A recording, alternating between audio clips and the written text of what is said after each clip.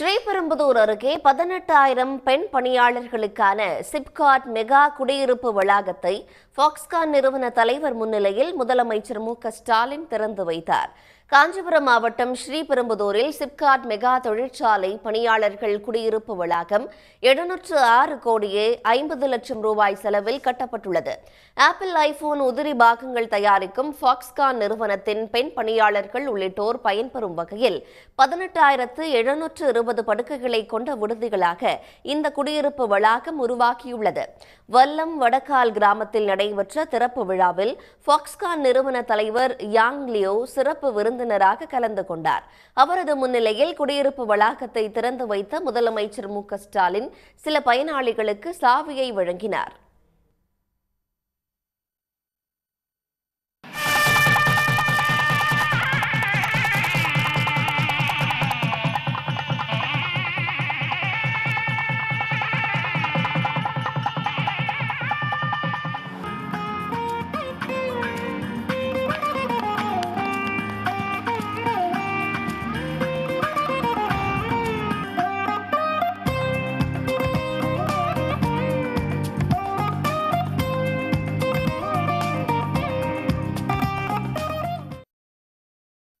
விழாவில் பேசிய முதலமைச்சர் மு.க.ஸ்டாலின் தொழில் வளர்ச்சிக்கான 10 குறியீடுகளில் தமிழ்நாடு முன்னிலை வகிப்பதாக கூறினார்.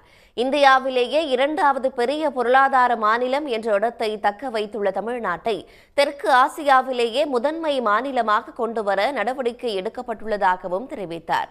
ஃபாக்ஸ்கானில் பணியாற்றும் 41,000 பேரில் 35,000 பேர் பெண் பணியாளர்கள் என்று கூறிய முதலமைச்சர் இந்தியாவிலேயே பெண் பணியாளர்களின் எண்ணிக்கை தமிழ்நாட்டில்தான் அதிகம் என்றும் பெருமிதம் தெரிவித்தார். பல புதுமையான திட்டங்களை